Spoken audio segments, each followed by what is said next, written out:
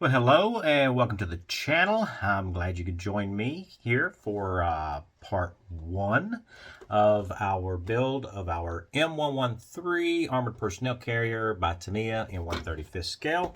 My name is Johnny and I am your Hillbilly Modeler. So without further ado, let's just jump down to the bench here and get started. And there's no better place to start than with step one. So we take a look at our instructions here. And we have our final drive assembly and our drive sprockets.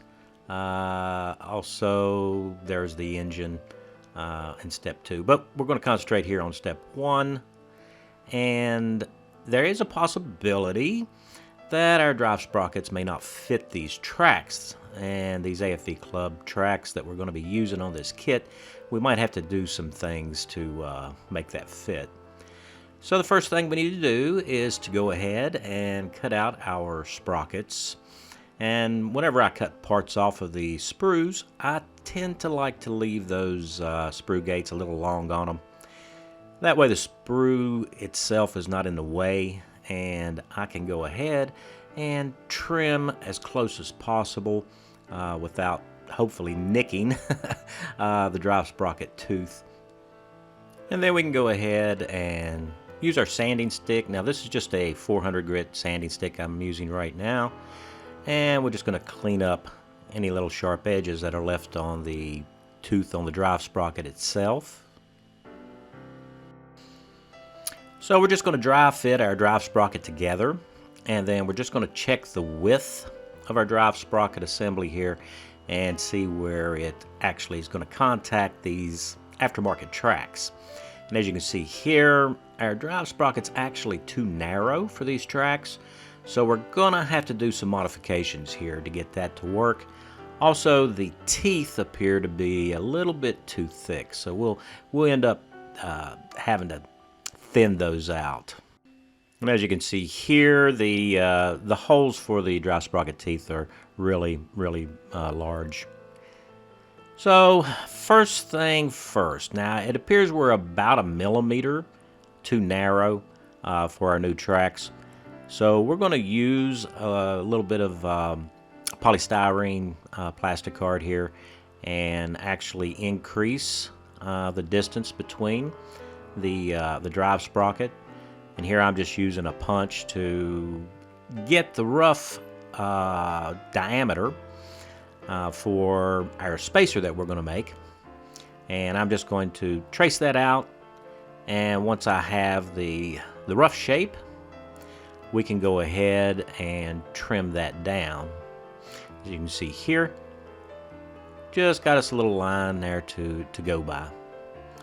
So we're just going to snip on the outside of the line here and cut off all the excess. Now, once we've got that done, we do need to modify our drive sprocket halves here. First thing to do is I just smoothed that out. It had a seam line on it. And we're just going to glue our spacer into place here. Now we're going to let that set up just a little bit. We don't want it to be moving around on us. And also, there is an alignment pin or key, and we're just going to trim that off. We're not going to need that key, and as it turns out anyway, there's a lot of slop with this key anyway. And that's supposed to be there to make sure that we get our teeth lined up, so we just need to be aware of that when we go to reassemble our sprocket with the spacer, and make sure that we get the teeth on the front side and the back side drive sprockets all lined up. So once our glue has set up, I am going to use a drill bit here. Oh, and the new handy drill by Tamiya. And we're going to start us a hole. And we're just going to drill that out. Now I sized up that drill bit to fit the diameter of the hole that's already in the part.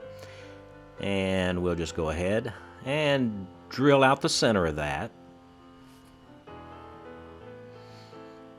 Now once that's done, we can use the locating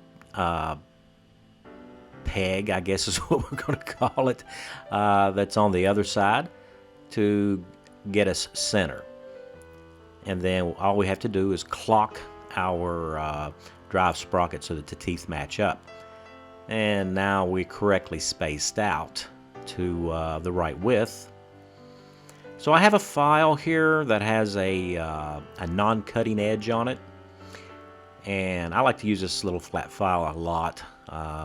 If you don't have a good set of files, you need to get yourself a good set. In this particular case, what we're going to have to do is we are going to have to thin out the teeth on the drive sprocket because they do not fit in the slots in our new tracks. So we are going to make an adjustment here, and we'll have to do this for both drive sprockets. So I went ahead and assembled, I think we got 5 links here of our track, and we're going to use that to gauge how much material we're removing here on the sprockets. The spacing between the teeth are correct. It's just the thickness, and as you can see here, we are removing about half the thickness on the original part in order to get it to fit our new tracks. And just keep in mind that these old kits were designed a lot of times to run on batteries. You can put a little motor in them and stuff like that, so it's not unusual for these parts to be a lot thicker than what is necessary to scale. And once we get both of them, the front and rear drive sprockets filed down where we need them, we want to do a final test fit before we commit to any glue, just to make sure that everything goes together smoothly. And once we're satisfied, we'll just go ahead, use a little bit of Tamiya extra thin, and we're going to glue our drive sprocket together.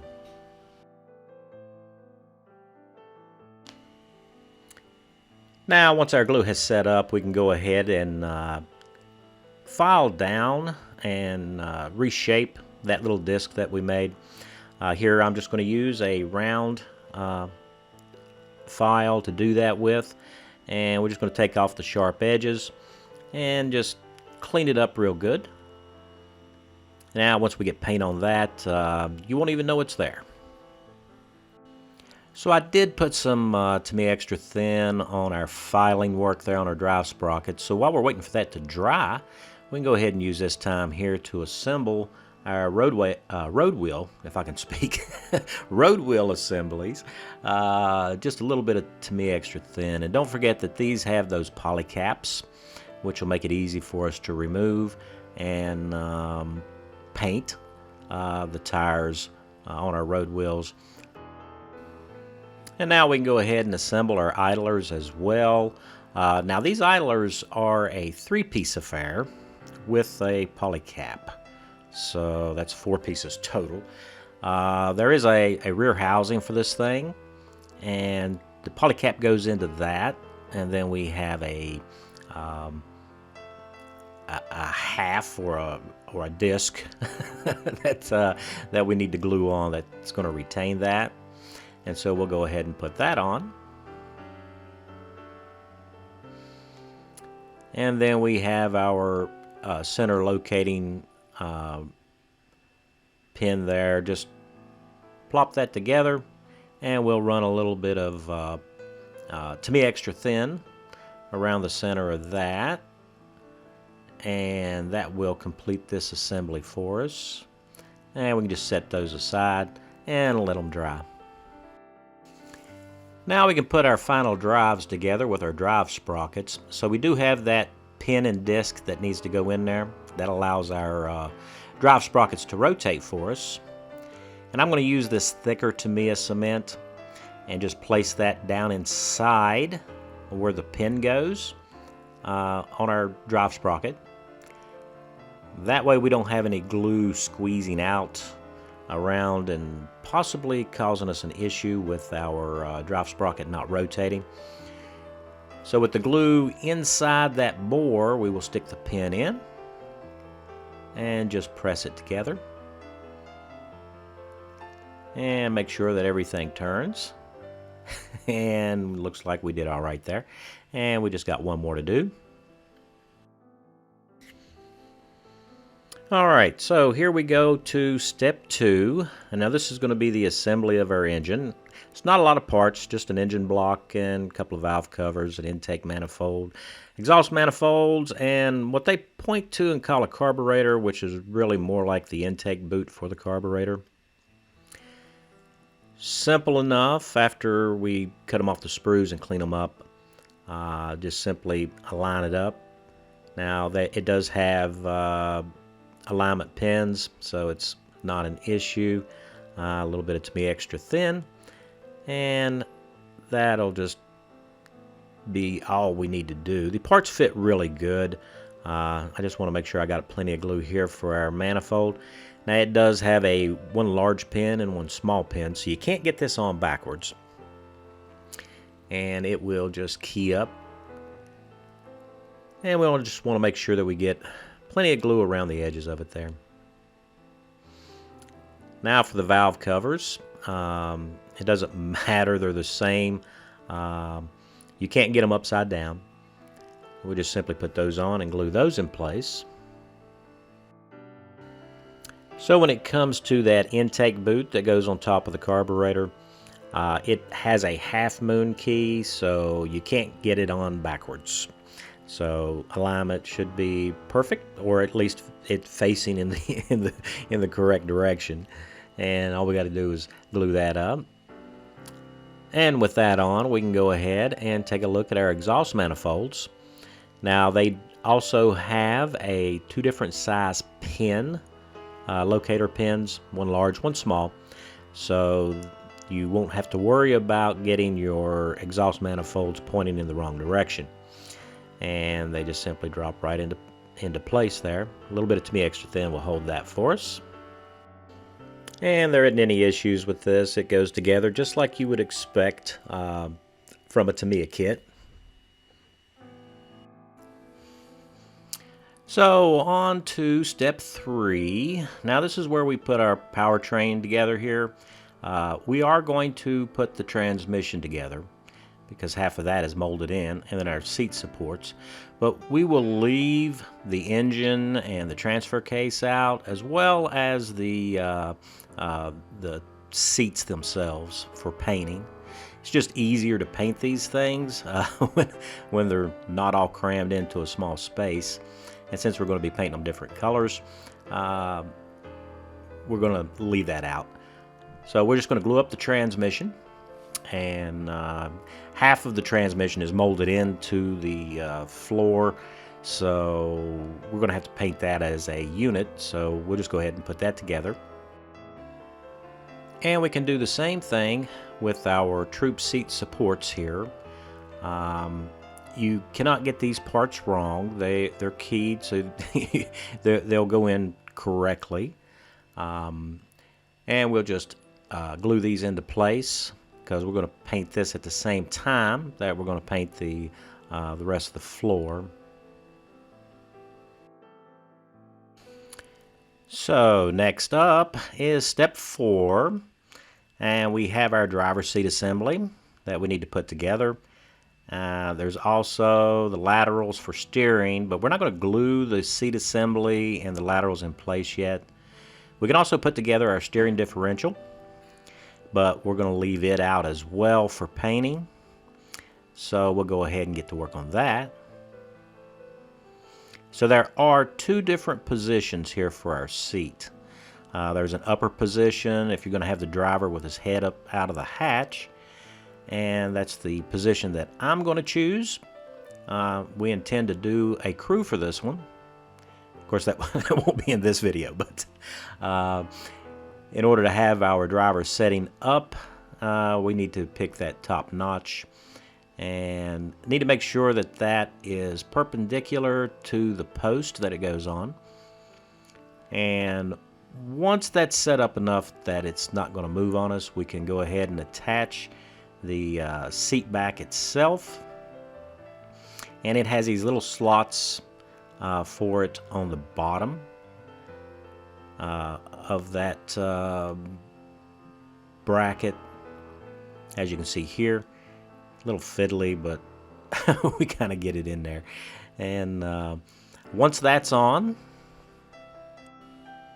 we can go ahead and attach the seat itself.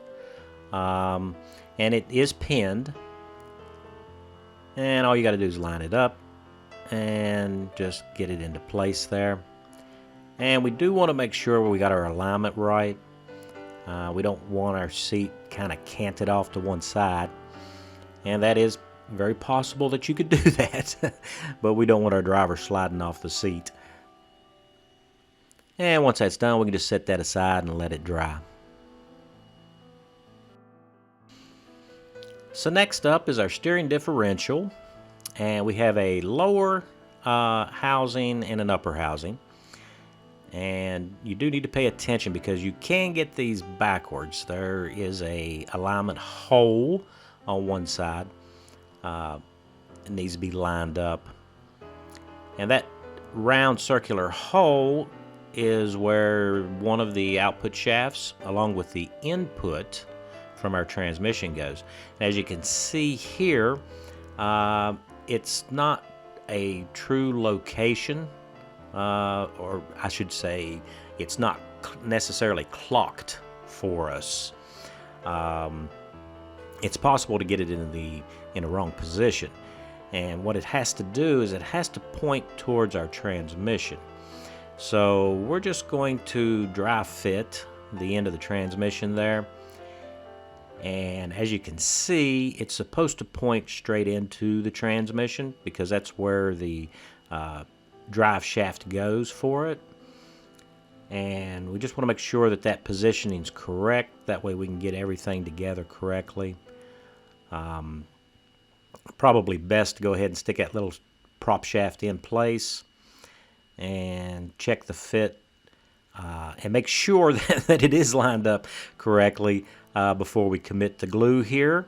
We don't want it to be pointing up or pointing too far down because that may cause an issue for you whenever you go to do your final assembly after painting. And then we have that other shaft that goes to the other final drive. Just a little bit of glue there, and we can attach that.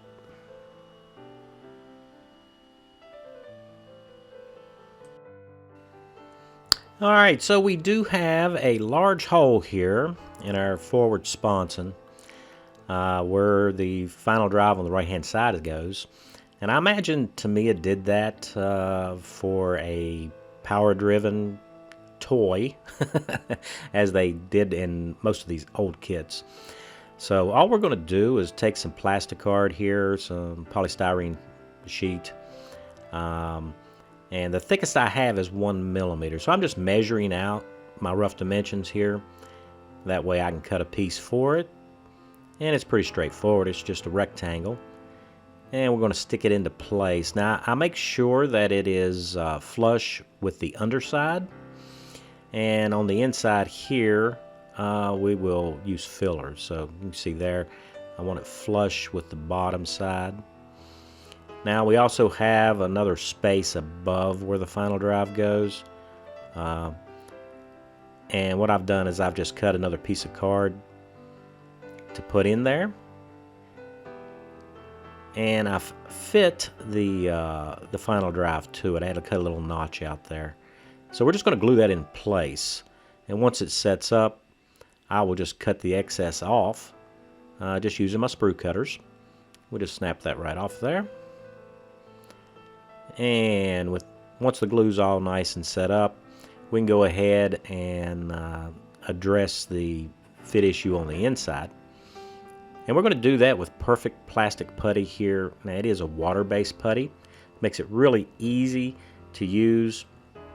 We're just going to lay that putty in because the 1 millimeter thick card that we put in there is a little bit thinner than the actual hull thickness. So a little bit of filling is necessary. Chances are wouldn't nobody notice if you just painted over it anyway, but we're gonna we're gonna go ahead and fill this. And it being water-based, it dries fairly quick, so we're not going to have to wait an extreme amount of time for it to dry. And then we can do whatever little touch-ups we need to after our first sanding. So also there is a slot in the bottom of the hull, and again we're just going to fill that with a piece of polystyrene here and just glue it into place.